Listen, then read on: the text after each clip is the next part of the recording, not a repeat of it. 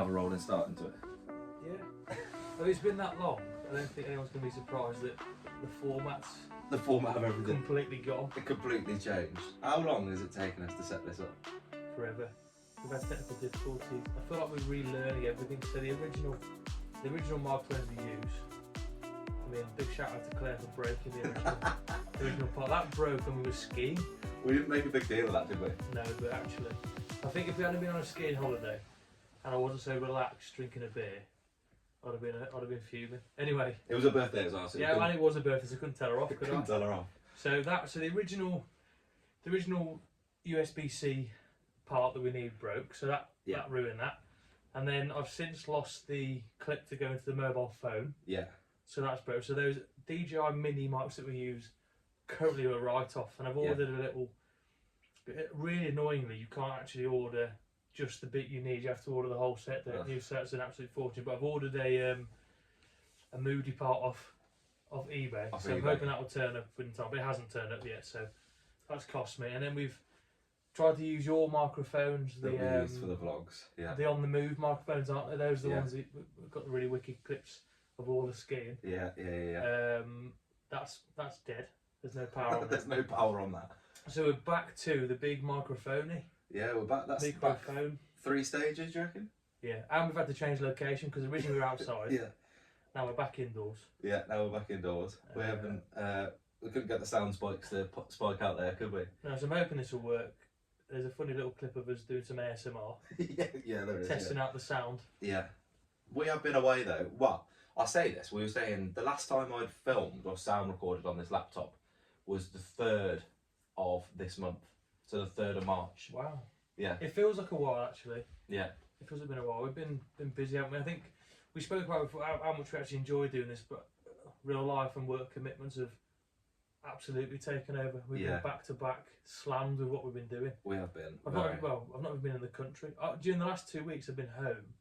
This is the first full day I've spent at home in just over 2 weeks. I spent a couple of hours here, then I was away again. Well, I rang you yesterday, didn't I? We were gonna film this yesterday, and I rang you and I thought maybe we should just have a day at home. Yeah, talking about social batteries, mine wasn't just flat. I had to replace it. You had to replace it halfway through all the trips. There was no recharge, mate. This is reignite myself as a human being. I'm knackered. Yeah, explain where you've been.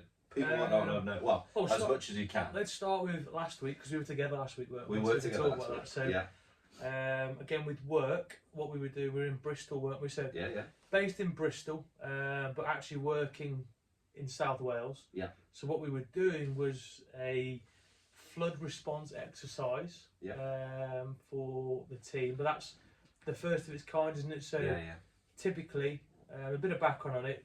I hope people are interested in this because if they're not, mate, they're going to be unbelievably bored. Unbelievably bored for 20 minutes. Try and keep the acronyms out of there. So typically the team that we do is USAR, so urban search and rescue, isn't it? So earthquake style, collapsed structures, collapsed buildings, rubble piles. But actually what we've now moved into is this thing, flexible response, isn't it? Which it's sort of more of a anything everything kind of response to stuff. But a big part of that, and actually to explain why I was in Malawi the week before that, but it's flood response, isn't it?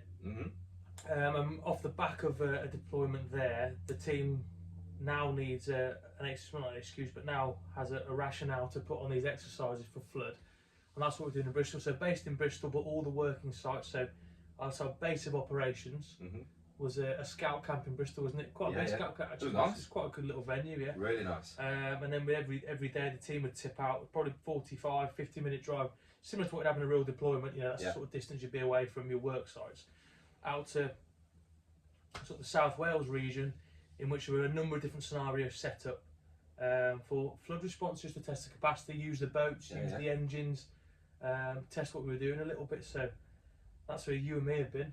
Yeah, it was cool. How did you find the week? It was tiring, wasn't it? Yeah, it was a busy week.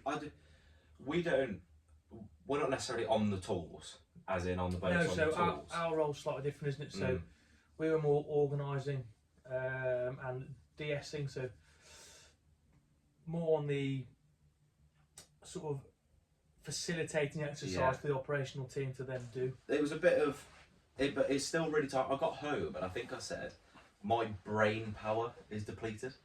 Not necessarily my functional body, or as if you played a game or anything, but I felt like my brain power was completely just gone. Mentally fried. Yeah. It's actually, do you know, I found it quite, obviously with your teaching background, you probably do more planning of stuff like that, don't you? But for me, it was a little bit different. So this was a task, and I'm very fortunate to have people like yourself around me actually to help me do the exercise and run it, because I'd have been lost without you at times. And then other, the wider team members, but this was a task actually given to me, wasn't it, as part of my day-to-day role, to come up with this exercise and run it. It's been challenging to actually use your sort of artistic license to create a full day's worth of activity. For these exercises, but it was quite fun in the end actually. And we got to one of the sites we were at. We didn't have our own boat to use, so we had to nick canoes. I say nick canoes. We asked borrow some canoes. So the team were paddling out onto islands being rescued, then re-paddling out, trying to smoke and mirrors, get the team to the other way, paddle yourself back out to another little island, and then get rescued. We were on the phone to each other, weren't we? Trying to work out so no one would bump into each other, trying to get people across the different islands. When the ops team had disappeared to one side of the little lake, we're like, quickly go on there, go on there. But I think it was, big credit to you for organising all of that, because that's your first, as you said, your first sort of experience of organising a large scale exercise. And I think it was great. I think your planning was good, your storyboarding was good. Some of the storyboards we didn't get to do, but sort of we knew that we could act out, were really well planned as well. And I think it was great. I think the funniest part for me about that whole exercise was the first day where we went to Keeper's Pond or Fisherman's Lake, as Fitzy was calling it. Yeah, so we went to Keeper's Pond, and the amount of people that were there, as in public, because it was a really hot sunny day. It was probably around 18 degrees, sun shining, but the pond that we were at was an open water swimming pond, wasn't it? Yeah. So there were loads of people there. And people swimming, paddleboarding. Yeah, people swimming, paddleboarding, doing all sorts in the lake. And there were also people just having their lunch there, weren't there? And there were this elderly couple that you were trying to explain what's happening to, and they didn't quite understand artistic license. No, so there was well, first of all, actually, it was put on social media. So South Wales Fire Service put the event out on social media, just to let people know what was going on, in case they were panicking. One, panicking in the area, thought was a real rescue happening. Yeah. And two, actually, if they wanted to come, see it and be a part of it, they were, and have a look at it, they were more than welcome to. Yeah. But this elderly couple had turned up in a car. So imagine there's a little car park, and the pond we were working on just in front of us. And I think we're actually between teams starting with this. So a team had just turned up, they were getting their kit ready. And we'd sent, so the scenario was we'd sent two people across the pond to be rescued. Yeah. But the scenario given for this was our team had actually just turned up in country, yeah, quote unquote, and they hadn't been able to source any fuel yet. Yeah. So they needed to get the boats out, but they couldn't use the engines. They had to paddle across the pond to go rescue them and bring them back, which is a bit of a logistical problem in itself, isn't it? But anyway, this elderly couple had turned up and they were watching. I could see them out the corner of my eye, looking over. I knew they'd be interested. The old chap was taking photos, wasn't he? Yeah, he had his camera there with him, and as he was looking, I sort of went to walk back to the van we were using, and he collared me. He said, "Oh, what are you guys up to? What are you doing?" And I started explaining the scenario. I said, "Oh, well," the first thing I said to him was, "Use your artistic." Yeah, I heard you say it. Imagine everywhere in front of you is completely flooded. And they're like, and he's like, you see those two people over there sat on the other side in dry suits. They're stuck. They need rescuing. And our teams turn up. They've got nothing. They've got to work out how to get there and bring them across. And I could see the cogs turning in their head, and I was like, they don't quite understand what I'm telling them here. No, the woman was really panicking. They were like, "Oh, they need rescuing." I was like, "Yeah, they've sort of been stuck there for a little bit. The floods washed through, and then it's gone down a little bit. They're stuck on a little lily pad over there." And I could see them trying to compute what was actually happening, because in reality, it was just a little pond. So if they needed rescuing, you just walk around and grab them. Yeah, you would, wouldn't you? Yeah, and I can't remember if I said to them, obviously that's not real. This is an exercise, or they suddenly worked it out that it wasn't real, and then they were like, "Oh my gosh, I can't believe I thought that was real." I was like, before all of that, the woman said, when you said about that, we've got to go and rescue them, but we're going to go across the lake and rescue them. Yeah. The woman was like, "Oh, no, just go round. Just go round, just follow the path. Yeah, in my head I was like, I was like, oh no. It kind of ruined the point of the exercise, wouldn't it, if you just walked around to do a rescue? But then you then said, oh, we can't go the pathway. And she was like, oh, you'll be okay going the other way. It's just a little bit boggy. If you find my grandson's welly, can you pick it up on the way? I was like, yeah. That was brilliant. I'll build that into the exercise, rescuing your son's welly. Yeah, it was really, really good.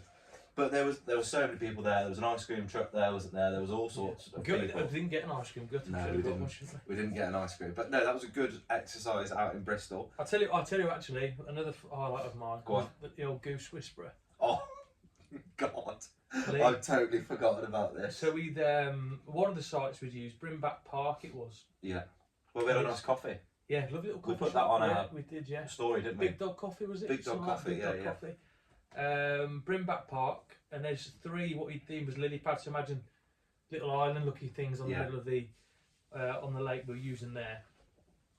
And the lady who was sort of at the site, sort of running it, when I booked the site, she said that time of year there'll be geese all around site, but they'll be nesting on those islands.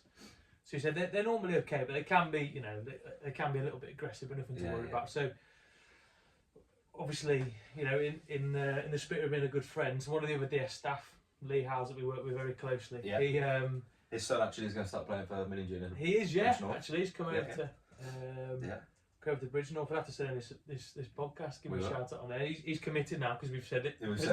There's no going back. But anyway, we've been winding him up saying, mate, you're in trouble here. So these geese, they're going to be aggressive. And he's like, you what? I was like, yeah. Now I say you winding him up. You were winding him up for 2 straight days. 2 days. I was like, mate, you are in trouble. I was like, what you need to do is, you know, if you're paddling over to it, keep your oar with you. Yeah. Bit of self-defence. You know, they're going to come after you. And I think he was like, part a little bit nervous, part was like, they must be joking. Anyway, there the exercise comes. She rehashes it to me when we get there. She's like, there are geese on there. There's quite a few. But right, I'll be right. We'll send them over. So he said, Lee paddles over, and we can see him. He's like, he's far on the fat of our eye line, so that you can sort of see where he is. Yeah. But you can't tell any of the details. Can you? What's going on? You can't see. Off in the distance, but you know where he is. There's too much foliage to see the island. Foliage, I like that. Microphony foliage for foliage. Anyway, he's on his little island. He's got there, and then within 30 seconds, all we can hear is flapping wings. And I was like, I've got him. No. He's in trouble here. So I rang him on the phone, and he was in the midst of being attacked by 3 or 4 geese that wouldn't leave him alone. I was at least 2 or 3 meters away from you because I think I was chatting to one of the team, and all I could hear on the phone was he's like, I'm under attack. He said, I can't sit down. Every time I move, they come and attack me. He had to go back to his canoe to get his oar legitimately to defend himself. Because they were battering him. And then the second time he went out. So that was the first. We ran the same exercise, didn't we? Once in the morning, once in the afternoon. And then in the afternoon, he took some crackers with him to feed, and he fed them. He said they were fine. He said once he fed them, they were on his side. They weren't aggressive anymore. But that was a highlight, hearing him getting battered by geese. But on the other islands, no geese. No, so I forgot about 2 islands, wasn't there? Yeah. So we had another bloke, Al, on one island and Lee was on the other. But I think all the geese on the entire site had seen Lee as an easy target and just gone for him. Just gone straight for him. No, it was good. I really, really enjoyed it, and it was a good exercise. We had some good laughs. We had some really good laughs. And I might have eaten as well. This is completely irrelevant to the exercise, but part of it. I probably ate one of the nicest garlic breads I've ever eaten. I don't think. Garlic bread, loose term of garlic bread. It was butter. Yeah, that's exactly what it was. It was butter with a side of garlic and bread. So we must have, I think it was about 12 baguettes he had done, but he had done 3 bricks of butter. It was that, not the little tubs, it's like the little like salted butter, you know, the little packets, like those little square blocks. Landed it. It was blooming lovely. We smelled horrible the next day as well. Yeah, that room was like hot boxed the room overnight. It stunk of garlic. As you left the room, then came back in from the toilet that everyone was frequenting. Yeah. It was like you had to walk through like a smog, like a field of stank. It was horrid. Field of stank. I love that. But we did have, so there was flood going on as well, and there was chainsaw going on as well. So it's chainsaw exercises on site. So it was great exercise. And then the week before that, you missed the game. You missed the Derby game because you were away as well. Yeah, I was gutted to actually miss the Derby game. I was looking forward to that one. Because they're really big listeners of the pod. A skipper, especially the right, he loves it, doesn't he? He loves the pod. All I want to do was chat about it during the game and after the game. We played it. Did he mention it No. this time round? He didn't mention it this time round, actually. No. Not on the pitch. Must have embarrassed him in front of his pals. Yeah, must have done. It's all right though, isn't it? It's Yeah. all right. Um, Do you want to talk about the game? Well, you have to talk about it. I've watched it back a little bit, mate. Yeah, well, obviously I missed that training week. And So what was it like? the theme of the training week was intent. So you were there for that meeting the Thursday before, Yes, weren't you? I Before we was, left, yeah. where we spoke about intent and tempo, and trying to play it slightly with a little bit more intent in attacking D. So the real themes going into it was everything was going to be done quickly, everything was going to be done at 100 miles an hour, and that was our theme going forward. Tuesday and Thursday training, I thought again, boys brought in, intent was brilliant, really good. Saturday came round, first 5 minutes, oh my lord, so blew them away. Yeah, good. 14-0 up in the first 5 minutes, and then we had that purple patch, not so purple patch.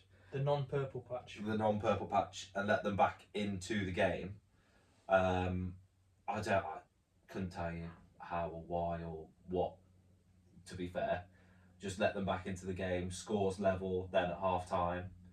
Then after the half, again, first 10 minutes, blow them away. Playing some of the best rugby I've seen us play all season, and just blew them away. And then again, towards the end of the game, sort of let them back in, but managed to see it off in the end.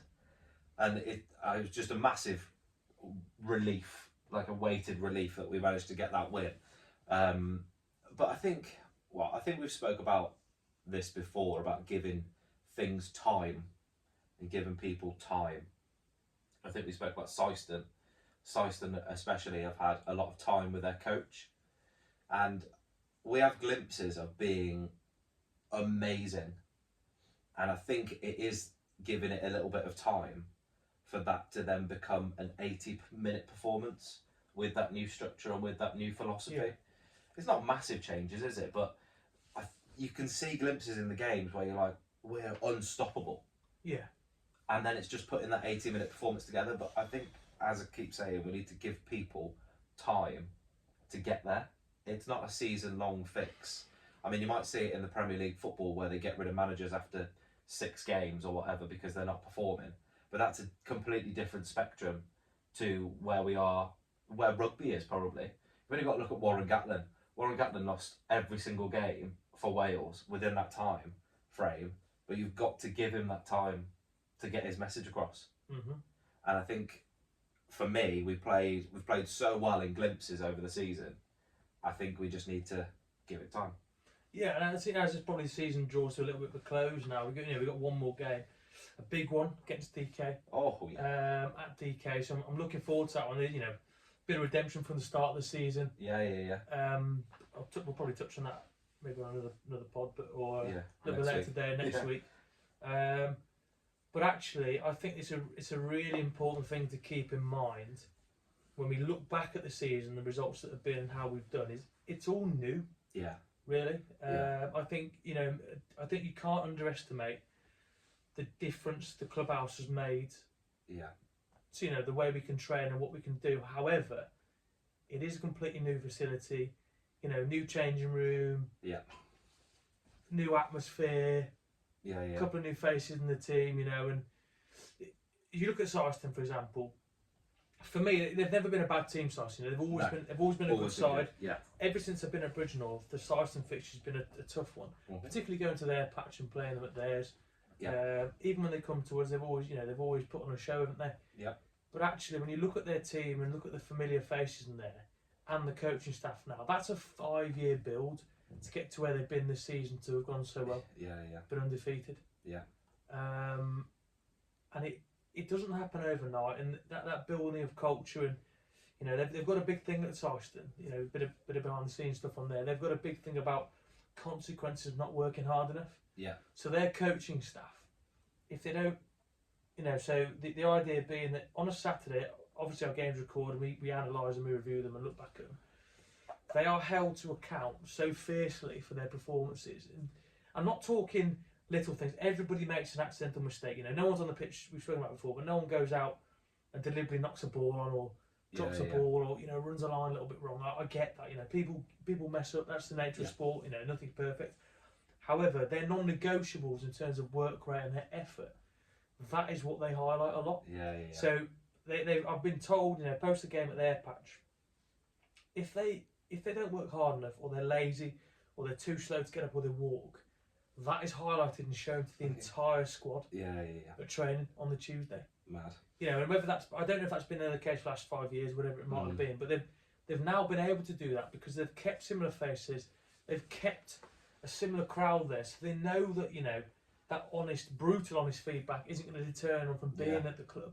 So they're able to deliver that with some real conviction behind it, and then I think actually it leans into that intense stuff that we've been talking about. It's not just how we're doing stuff; it's why we're doing it. The reason for it. So why is, we call it big, don't we? Backing game.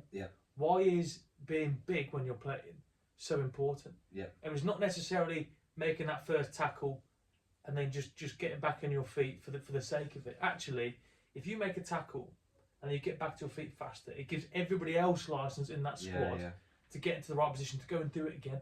And then that compound it. And then next thing you know, in defence, you make 2 or 3 chop tackles, you're on your feet, you've all got line speed. You've knocked them back 10 metres, they're desperate, they'll probably kick you the ball back. Or they'll try and force them in, and you'll get the ball back from there. So the intent behind what you do, and it's the same in attack, isn't it? You're not just running a line for the sake of it. If you're always an option, that's so hard to defend. I think Saracens do it really well.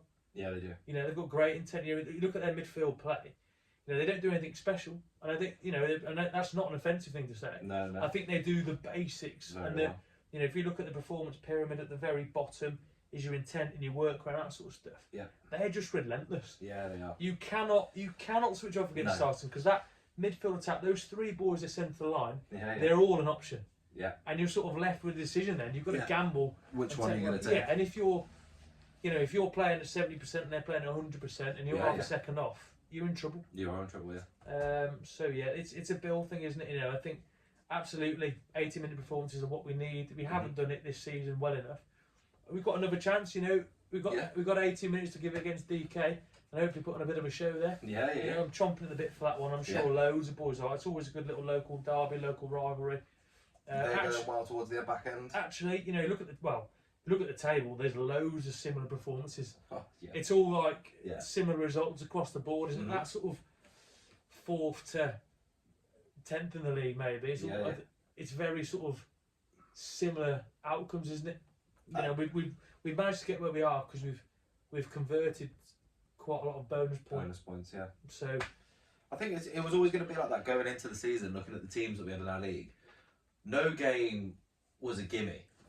No game was a we'll tie that up easy. Never is. Never is. And I think that's why this league is so good as well, because you've got a competitive game every week. You don't learn anything from spanking teams sometimes, and you don't learn anything from getting spanked. I think you learn a lot about your squad in those tight games and those, who's going to put their heart and soul on the line for the team. But that's just a little look into perhaps maybe a few of our conversations going into pre-season. Right, I've got a big mentality on this, and I've chalked this season up. It's probably towards the end of it, as actually this is a learning season. Let's say it as it is. I've not lost this many games with the original shirt in a season in a long time. I've learned a lot about the boys around me, and I've learned a lot about myself. And I think it can only strengthen us going forward now that I know that. I think sometimes you need to go through a bit of a rough patch to see what teams are made of. See their mettle, how strong are you? But long term, if we look at it as a long term programme, the build. If we look at say we look at it now, clubhouse season, that's season 1. That's the build year. I think we're 5th, no matter what the result is. Coming, we're 5th on the table. 5th on the table. That's the first step in that build year. Right. My big thing now going forward is for this season. It's not about who's winning. It's about who's left. Who doesn't quit now. You know, look across the board. Can you look at each other in that change room and go, we had a tough year, but we're not tapping out. We're ready for next year, and we're going to get better. I think that's the making of a team, and I think that's what I'll be doubling down on myself, ticking off season and rolling into the pre-season. Don't get me wrong, we've got a cup, some cup fixtures in the league, but as a league campaign, you know, obviously we're going for DK. We want to finish on a high. You know, last home game, last away game, 2 wins. That'll be ace, wouldn't it? I think we've got to look. You potentially got to look at the buy-in of the sevens. I know the sevens is potentially not necessarily a club thing, but that is spending time with each other outside of the season, and we have got quite a lot of boys buying into that, even though the season's finished. Yeah. And I feel like that is, you could have quite easily gone after this year. You know what? I'm not going to play sevens. That year was rubbish. I'm done with rugby for a bit. I want to rest. But we have got quite a bit of buy-in for it. Yeah. And I think that's credit to the lads just wanting to carry on and wanting to play. It's quite nice to see some as well. So put myself in this bracket as well. Obviously, carrying injuries and knocks and stuff. How much sevens I'll be able to play? Not that I'm any good at it, but how much sevens actually play is probably fairly minimal. However, I'll still be coming to the tournaments. And I'll still want to be there. And there's still a big buy-in for boys who want to come to those events, who not necessarily may not be able to play in it. Yeah. But they still want to be around, still helping out, which I think says a lot, actually. Yeah, I've had quite a lot of people actually ask me, because we mentioned it on the pod quite a few times, the sevens, about when the tournaments will be and when the tournaments are, because I think there are some people that will potentially want to come and watch anyway. So follow Big Balls sevens, and that will find you where all the tournament dates are. Use the old social media plug, mate. The old social media plug. But no, it's important. It is. I have had quite a few people that come and watch our games that would like to come and watch the sevens. Again, if you find me in the clubhouse, just get come me, along, catch me, and I'll give you the dates for the tournaments that we're in. And if you want to look as stylish as me and Connor, I've got a t-shirt on. The old stash, mate. Got the old t-shirt on with the old initials on. You're in a bit of a, there's a video to this one, but you're in a bit of a sun trap where you are. You know, I am. I really want to close the curtains. Slightly more in the shade, do you? I'm absolutely roasting. I think I might close this one. I am roasting up. Where did you go afterwards, anyway? Sorry, so we'll pull it back to why I wasn't there. I was in Africa, Connor. I was Africa? In Malawi. Ever been to Africa? No, never. Never been to that part of the world. Just a point for the camera, because the light's been on me the whole time. It looks like I haven't been wearing any pants or any shorts or anything. Odd nudie. If that's not reason to watch the... to watch the... Wherever we upload this YouTube clips of this. It goes to. Have a little loopsy doodle. You were in Africa, Jonah? In Malawi, yeah. Yeah. I'll tell you, it was an eye-opening experience. Yeah. For those who haven't been before. So we were out there, so the task was, 2023, Cyclone Freddy went through Malawi. Our team turned up to Malawi to offer a bit of flood response. Yeah. And then off the back of that, then donated some boats, kit and equipment. Yeah. Our big 360 picture of what the team like to do is not just turn up, do the work, then never have any contact. It's more of a, offer the initial point of help, but then actually stay in contact and guide them in what we can do. So it's called capacity building. Yeah. Is what we detail it as. The team then went back capacity building. So what they do is teach the local forces. So in Malawi, it's MDF, so the Malawi Defence Force. A little bit of what we do in our country, and then hopefully that will then help them in the initial sort of response to the flooding that they're going to have. Yeah. Yearly when it goes back. So that was 2024. Our team went back for that. Yeah. And then off the back of that, and the donated kit that we gave them and the boats, it just needed a bit of maintenance, really. So me and another member of our team, Nige, then went to Malawi to fix some boats themselves, put some patches on, a couple of issues there, and then look at some engines as well. You know a boatman. I'm a boat guy, mate. Boat guy is the official. Boat guy is the official. Boat guy. You quite like that, don't you? I do like being a boat guy, yeah. It linked quite nicely because I was out learning all about the boats and fixing the boats. A little bit of add-on with Nige. Don't get me wrong, I knew a fair amount of the stuff, but actually the Nige is a proper boat guy. He knows there's nothing that Nige couldn't tell you really about a boat. No. He's the man through and through. And then coming to the UK and obviously having organised off. I'm not taking full credit, there's other people in there, but been a big part of the organisation of our flood response exercise. Yeah. It lent quite nice into each other. We stayed at a lovely little, it was a place called Makakoda Retreat. where we're based out of, and it was about Nice. an hour's drive to the Malawi Defence Forces facility. Yeah. So me and I were staying there, just the two of us. Nice. And I'll tell you what was nice at the back of that actually. So when we turned up, there was a lot of the Malawi Defence Force and then Marine Police actually was a situation just down the road from it. I couldn't take, I can't share them or show because you're not allowed to take photos of their boats and stuff in the internals. There's not too many details you can actually give away about it really. But anyway, working with those teams, off the back of it, a couple of little demonstrations from myself and Nigel on how to put the patch on the boats and fix them, and then maintenance on the engines. We were out there, we fixed 5 boats, 5 engines in the week. But through the lessons earlier in the week, a bit of learning because they were sort of shadowing and watching, they then brought towards the end of the week 7 of their own boats back to like operational function. So it was nice to see the learning translated, and they were just on their own, fixing and mending as me and Nigel were there. Hell of a trip, you know, long days, early starts, lots of travelling. The roads out there are a bit bumpy. You can see, so we had, the weather out there was lovely, so it was really hot, so 30+ degrees. During the day it was red as. Fortunately we were in a sort of sheltered sort of area, lots of cover, but what I really learned from it was there was so we're just at the back end of the rainy season when all the floods come, but actually when we were there was maybe an hour window, so on our drive back, so it was where we were staying, it was a 4-hour drive from where we were staying to the airport. And part of that journey, there must have been about a 20-minute stretch where it hammered down with rain. But the roads went from, obviously, you know, it's not the most affluent of countries, you know, they struggle to do that sort of stuff. And you see lots of locals trying to fix the potholes and that sort of stuff because the roads, you know, say in the UK, what would be a 20-minute journey here turned into an hour journey, literally, because you're dodging potholes. You can't drive straight over the roads. They've got this joke up there, they say that you know a drunk driver in Malawi because he's driving straight. Because normally you're swerving left and right to dodge the potholes, but actually when it came down with rain, the roads become nearly enough completely undrivable because you couldn't see the potholes. Just flood all at the side of the roads, potholes, you can't see them. It's just carnage. And we were driving, there was a lorry in front of us. Fortunately, you just sort of sat at the back of that, and that sort of paved the way for you. And even you know where the waters come into the roads, there's no drainage. Where the waters come in, you know, we have a bit of a camber on our roads, don't we? We just lands and then push off the side. It's not like that. The roads are completely flat. It pulls up in the middle. We were fortunate enough to, as it was driving forward, to sit right behind and follow the wake of it, and actually it gave us a bit of a dry spot to follow.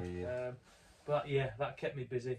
I was eaten alive by bugs and mozzies, I'm assuming. I tell you what, again, I'll come on to it. It's just me waffling on, but there's a malaria tablet you have to take called Malarone. So for different, I wasn't even aware. There's actually, I probably should have been, but different areas, different places, different types of malaria tablets you can take. But for this particular area in Malawi, you have to take what's known as Malarone, and it's wrecked my arm in pieces, mate.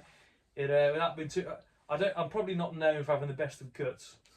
In general, I'm always a bit touchy. Not well. Always a bit touchy in my stomach. It's partly due to what I eat all the time and a bit of a bad gut anyway. But Christ, it's done me dirty.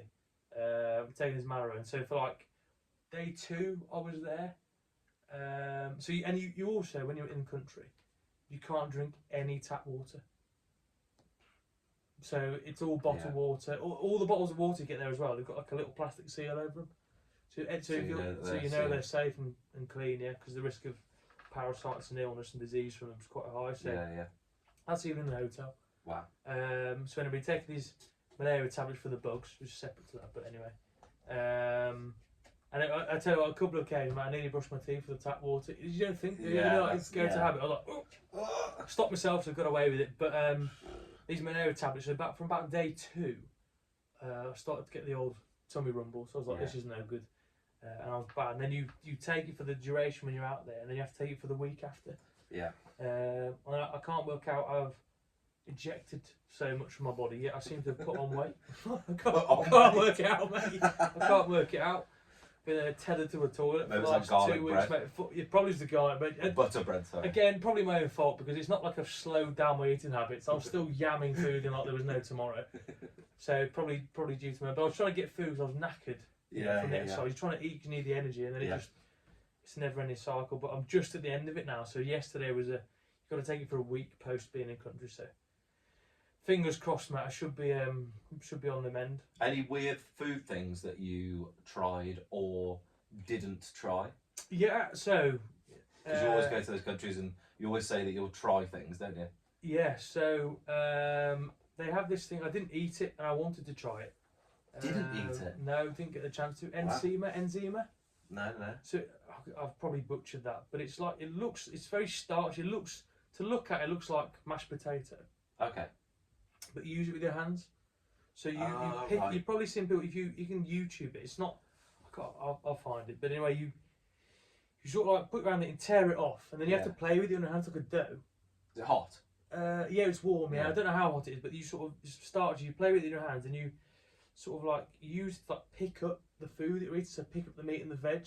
Okay. And you eat it like as a little parcel, I guess. I don't know how to describe it actually. So you pick it up, rip it off. It's so like a mashed potato wrap. It's probably the only way I describe it. Potato wrap. Yeah, so that's what they use. But there's a bit of a trick to eating it, and throughout the week. And again, we were looked after. So where we were staying at MDF, they provided lunch for us, and they've got this nice. fish called chambo, which is like the local fish. Chamber. So I had that and chips. So Malawi fish and chips for lunch. You said something about grasshopper. Oh yeah, so this is one of the colonels, the generals out there. So again, very fortunate. We're hanging out with the hierarchy, the top tier of them. So where we were eating, what do they call it? They call it the club. So there was the normal mess that everyone else would eat, but we were eating at the club. Yeah. With the colonels and the generals and all the top brass, which is interesting. Yeah. Anyway, so we're being looked after, and it's great, you know. We're sort of rubbing shoulders with them. But then one of the days, I was eating my Malawi fish and chips, and one of their top blokes comes over to me. Have you seen what he's eating? I was like, what's he eating? And he had this little black tub, and he took the lid off, and it was grasshoppers in there. And I was like, is he going to offer me one here? Because I'm not sure I can eat this. And he sort of looked at me and I said, how do you cook them? So you boil them, then fry them. And it was just straight grasshoppers. But even the other lads that were in the club eating their food were locals. They were like, that's rank. They were like, don't eat that, that's horrible. So I didn't touch it. Even for them to say that? Yeah, I think I'd have probably eaten it, but I think my tummy wasn't great either way, so it probably might have tipped me over the edge even further. What insects have you eaten before? Really? Yeah, I have. Yeah. Oddly, so I don't know if I've ever spoken about this on the pod. Well, when I was a Great Britain business representative. No. That's no. That was part of the old CV, mate. Is that a plug there? Slide that in there. Slide that in there somewhere. Slide that in there for a product. So I've spoken for a while here, Con. That's right, it's interesting. Just waffling on. I'm loaded up on coffee. Remind me as well. I've got something for you to try over here. Yeah, I'll slip that in at the end. Yeah. So when I was at uni, there was this thing called Young Enterprise. Have you ever heard of it? So it's like a little business competition, and you come up with a product, you design a business plan for it, and then you pitch it. Okay, got you. So what me and my partner in that, Harry, did. What year was this? University. Second or third year, but I split my final year in half. Yeah. But so the first of was it the second? Either way, back end of it. Yeah. So I did sports science and business, sports science and management degree, sports science business degree. I can't remember what I did now. I can't remember what degree you did. Yeah, so it's up on the wall somewhere. Like that, mate. That's so much attention I paid to it. Anyway, as part of that, we had to come up with this idea. Yeah. And our teacher at the time, Iqbal, he didn't like us, mate. I don't know why. I think he just thought we were like, because he was quite big on, not that he's never going to listen to this, and I hope he doesn't, but anyway, he wasn't a big fan of me and Harry, because we were just sort of a bit more to the point, a bit more like less showmany. So like he was quite big on big bright colours, doing a performance, like big bold colours, make yourself stand out, and a bit like eccentric with it all. Yeah. That was his whole spiel, and it wasn't really me and Harry. We were just like, this is our product, this is who we are. One word. This is it. Yeah. And so we pitched it at this local competition. So there was like levels to it. So the first one was like an inter-uni sort of competition. And we pitched it and we won the competition. But what was funny about this, so the name we come up with for the company was 3-6 Sport. 3-6. 3-6 Sport, right. And the reason we came with 3-6 Sport, so before the competition, we'd had to hand in what we'd come up with. Yeah. And it was marked. Okay. And he gave us 36% for our effort. So he failed us, because 40% is a fail. So he's given us 3-6 Sport. So he's given us 36%. So we were like, well, we're going to go into competition. We'll be 3-6 Sport then. Okay. Right, enter the competition. Enter competition. Won it. Right. So you can imagine his face. He's like, and he had like, there was a couple of other companies. There was the company that comes second. Then followed us. So it was this little competition. Then it was the East Midlands competition. Yeah. Then the Midlands competition. Yeah. Then the Nationals. Got you. Right. And I'll skip the big middle part of it, but basically we won our local one, won the East Mids, won the Midlands, got to the Nationals, and another company was there. So his sort of child company that he loved was there as well. I can't remember what their product was. Harry, I know Harry's into this, so drop me a message, Harry, because you'll remember what they were doing. And so we got to this national final. We pitched our little product. So the product, if anyone's interested in it, is actually like it sounds really, bear with me when I say it, but a premium stud tightener. Okay. So I think we ended up with the name was the Stud Master, was a long-term name, but Stud Master. Originally we called it the Righty Tighty. And you wonder why you got 36%. Yeah, Righty Tighty was the original name for it. Righty Tighty. But actually, I think it's a good idea. We never got anywhere, so it was. So what it is like like you get stud tighteners from. Hang on a minute. Do you want to say this, or are we going to make money off this? Oh, we're not going to make money now, mate. That's ship sailed. If anyone nicks this idea, I'll be fuming. And does make money off it. Yeah, you'll be fuming. But we got to say, rather than just a typical stud tighten, which is plastic and rubbish, aren't they? So you get your rugby boots. Yeah. I always find I use it, turn it, and it breaks within like 2 turns. Yeah. It doesn't work. So then, what you see in most changes, rugby changes, for those of you who aren't aware, is most boys carry like a set of pliers around, don't they? Yeah. And that's how you see people changing stuff like that. So what we come up with is this premium sort of aluminium style stud tightener. But what we've done and we thought about, so in our own rugby experience, we need a better stud tightener. But then we thought, actually, when you look at lots of schools nowadays, lots of them, the kids do loads of different sports. They play football, they play rugby, they do athletics, they do whatever it might be. So it was a one stud tightener, but with different fittings on for different sports, and they're all magnetic, so you could keep the different fittings for different types of boots inside the stud tightener. Yeah. And then just change them around as and when you need them, depending on what stud. So it's more of a premium stud tightener. So rather than buying a stud tightener in the shop for rugby or football or athletic spikes, you'd buy one unit and then the different fittings you'd buy for it, and then you keep it forever. Yeah. Was the idea with it. And we went to the Nationals, and if you can believe this is no word of a lie. They spent an hour deliberating over the results because they wanted to give us every award they had, which is wild, isn't it? Yeah. And then we went to Helsinki, so a Dragon's Den style, 3 days, all paid for, 3 days in Helsinki to go and pitch our idea to the Righty Tighty to a list of a panel of experts. And there was a guy there called Dave Meltzer, who was have you heard of Sports One Marketing? Yeah. It's his company. Do the marketing for the Super Bowl, and he was there. And his only input to us is you should put a bottle opener on this stud tightener, which would have been a good idea actually. That would have been a good idea.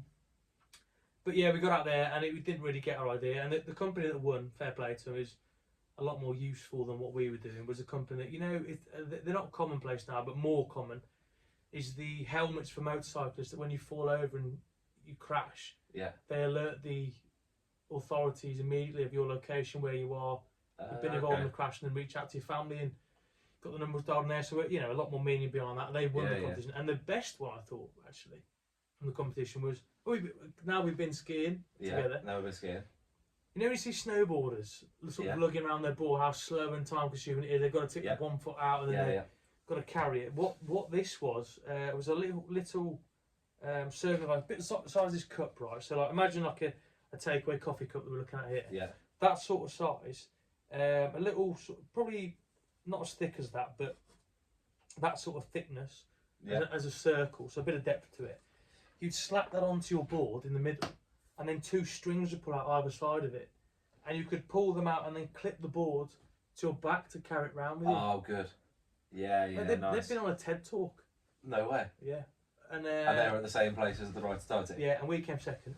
This is circling back. Anyway, there was what I want to realise is that this conversation all stemmed from: have you eaten any other insects? Yes, and at that competition in Helsinki, there was a company there that were doing sustainable protein sources, and it was all made from bugs.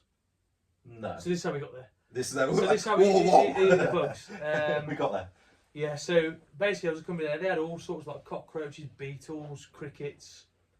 That was their... That was their whole pitch, using that as a sustainable protein source moving forward. Because they're really high in protein, they're actually quite good for you. And I tried every item of food they brought with them. I tried everything. So I had like 10 different kinds of bugs, all of which, to be honest, taste exactly the same. Would you have changed protein source to bugs? If it was available in shops, readily available, I'd have no issue eating them. What was the content like? Do you remember? In terms of? Like protein content, or like nutritional content. Oh, it was high, mate. It was like, you know, biltong's really high in protein, like low calorie, high in protein, low in fat.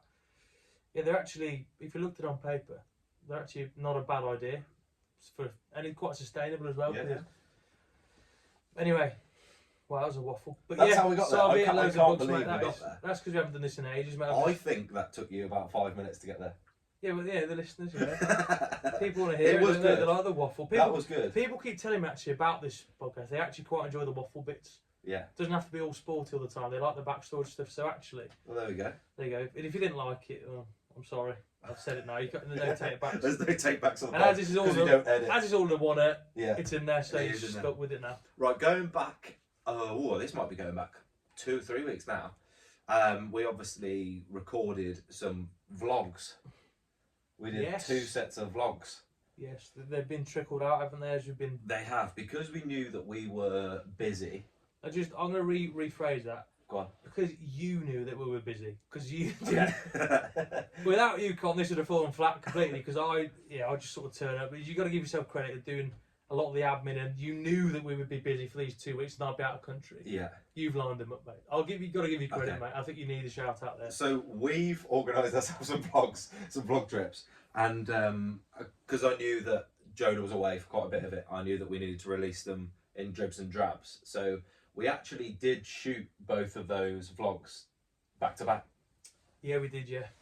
So we went to Fluffy Dragon HQ first, which was actually released... A rum distillery. Second, rum distillery. What, if you can remember, what was your cool takeaway from that? There's loads. I tell you what, something that happened there that I've never tried before was that runoff from the distilling process. The mouth changing. That was like 80+% alcohol. It might have been higher. Was it 85? It was ridiculous. It was ridiculous, yeah. It was like a sip of this alcohol stuff, and it changed the texture of my mouth. Yeah. I've never had anything like it in my life before. No. If someone had given me that and not told me what it was and I'd drunk it, I'd start to panic because I'd be like, something's gone wrong with me. Yeah. My mouth's fully. It was unreal, wasn't it? Yeah. But we had effectively no more than 2 or 3 drops of it. Yeah. But that was interesting. I tell you, this is, and I'm not just saying it, because everyone that knows me knows this, but I genuinely drink. Yeah. Fluffy Dragon. Every bar that's available in town. Yeah. I'll have a Fluffy Dragon because I enjoy the taste of it. And I've always drunk rum, even from when I was younger. Everyone knows that I don't drink a lot of pints. I'm always a rum drinker. Yeah. But what I've never actually thought about really is why I enjoy some more than others, and why do I enjoy the Fluffy Dragon more than others. And it was really interesting to see and get a sort of behind the scenes look as to, and I think this must be the reason as to why, is how much time and care is taken in putting their ingredients Yeah, I remember them into saying, the drink. Yeah. So, and this is no discredit to other companies. I don't know what they do. No. But I know for an absolute fact, and I can say with conviction, that the stuff and the products that go into the Fluffy Dragon are premium. Yeah.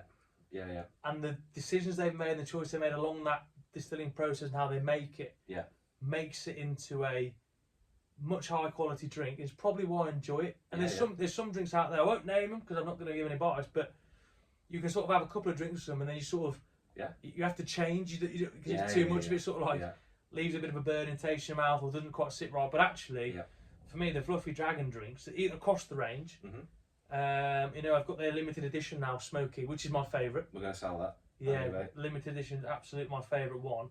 But it's made with purpose. There's a reason why I can drink that all night long and still enjoy the first drink as much as I enjoy the last drink. Is because of the quality of the ingredients in it. And I'm not just saying that, it's a genuine take home from that video. How about you? I think the bloke that delivered it, David, he was really knowledgeable in the stuff that he was on about. The alcoholic guru. The alcoholic guru. Oh, the dog is on. We've got a pod dog. Pod dog. We have got a pod dog. Look at that. Hello, Sunday. Sniffing your knee there on the pod. He was an absolute guru in what he knew, and I think finding out about how they used to distill rum and alcohols before the big barrel. Before the vats that we went in, And they used to do it on sand, and they used to heat up sand and do that. I just found that mind blowing. That's how people used to do it. Yeah. I think the way of making things ages ago just baffles my mind. What did he say? Is like if humans can find a way of getting themselves drunk, they'll do it. Yeah, that's what he said. Even if that's heating up sand. Yeah, but I found that he had so much knowledge, and I think credit to him for giving us a great masterclass. But that was really, really good. That was one of my highlights there. And then obviously afterwards we went to Iron and Fire, went to their roastery. Yeah, another fun little trip. In Shrewsbury. Very hospitable, weren't they? Very hosts. Very.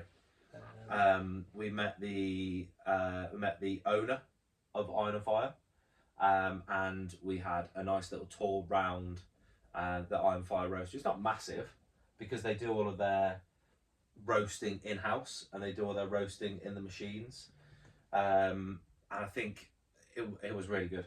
Again, it probably sounds like I've been paid to do this, but I definitely haven't. But actually, the passion that they had for what they were doing was pretty infectious. And I've never had a coffee made for me with so much love put into it. No.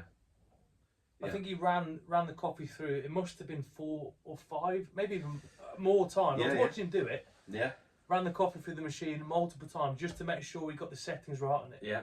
You're more of a coffee expert than I am, but all I know is it tastes nice. But actually, he was trying to get the settings just right, dialing it in, wasn't he? Yeah. What he was doing and getting the grind just right, so the coffee we drank would taste incredible. And it was nice, wasn't it? It was really, really good. And I think that goes, but there's a little clip on our Instagram and on their Instagram of, they did us a nice little reel of them making a coffee and us talking over the top of it. Waffling over the top of it. Yeah, waffling over the top of it. But again, that was just a really nice company to go to and have a look at. And again, their coffee is brilliant. Their coffee is really, really good. They sent us away with some little goodies as well. I mean, both did actually, didn't they? So yeah, the Fluffy Dragon sent us away with some goodie bag, little beanie hat and some limited edition rums, and then Iron and Fire give us a little goodie bag of coffee to take back with us, which was more than what they had to do, but this was very nice. Yeah, just a little bit of the inside. That's what we're trying to do. We're trying to branch out and do a few more vlogs, which we're going to have to get some equipment for because we haven't got the right stuff. I mean, we got this one completely wrong. We 2 microphones down, back to the old school, big size microphone. I quite like it, it looks quite cool. It does look quite cool, doesn't it? But we are looking at doing a few more vlogs. We're looking at doing a few more stuff on the social media. We're looking at doing it in lots of different ways, just seeing what sort of the audience like. Yeah, and as the rugby season comes to a finish, we're probably going to go into another potential little series, aren't we? Yes. Of what will be. So don't worry, the rugby season's over. We're going to probably continue to do this. Yeah, yeah. But actually, we're hoping that the content there is not directly rugby related. We'll keep it rugby related, as such in some format. But actually, we've got some other stuff now, probably in conjunction with some companies, which is quite cool. Yeah. that we'll be able to run off as a over the summer little spin-off. Yeah, so we will do the rugby ABCs next week because we haven't done them. We've got to finish them off. But we've got a new little segment that we can do post-season. And you have got me a little gift. Talking about Iron Fire, so obviously popped into Food Snobs in town that do Iron Fire coffee there. Yeah. You can hear that, I wonder if you can hear that. ASMR it, look. On the camera. That's good. These, mate, I don't know if you've had them before. So these are little dark chocolate balls with coffee, and go on, give one of them a try. Coffee bean? Yeah. They're crunchy. They're quite a nice little compliment to have. Oh. Obviously it was crunching, but I think with the coffee, you couldn't have too many of them. No. No, but actually as a premium little snack to get from Food Snobs, yeah. I know they've got them in at Food Snobs, so I got given a couple of these to take away and try, which was very kind of them. Yeah, very, very kind. Thank you very much. They're quite nice. Nice little snack. I'll have to have them when I pop back. You know how hard I've been resisting, just reaching over and grabbing. Yeah, you've done very well there. You have done very, very well. So, any other business, this pod will come out straight away. Yep. As in on Sunday, because we didn't do anything this week for you. No. So this will come out. It'll be on Spotify. What I'm going to try and do is Spotify on the audio. Yeah. Because we've got the laptop working on this thing. And then the audio will be through the camera. So then we'll have two different, so you can watch us and you can also listen to us. So we'll see how that goes in terms of that.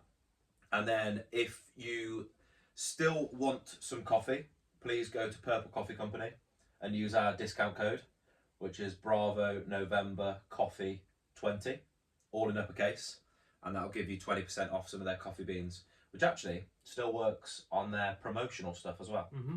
So when I was looking on there the other day at buying a 250 gram bag of XO coffee, so their KO coffee, the KO coffee one, that came down to £5 because they had an offer on site. It's a steal. Yeah, it is. So you lucky listeners. You lucky listeners. But I also will say we're not actually putting that code anywhere else.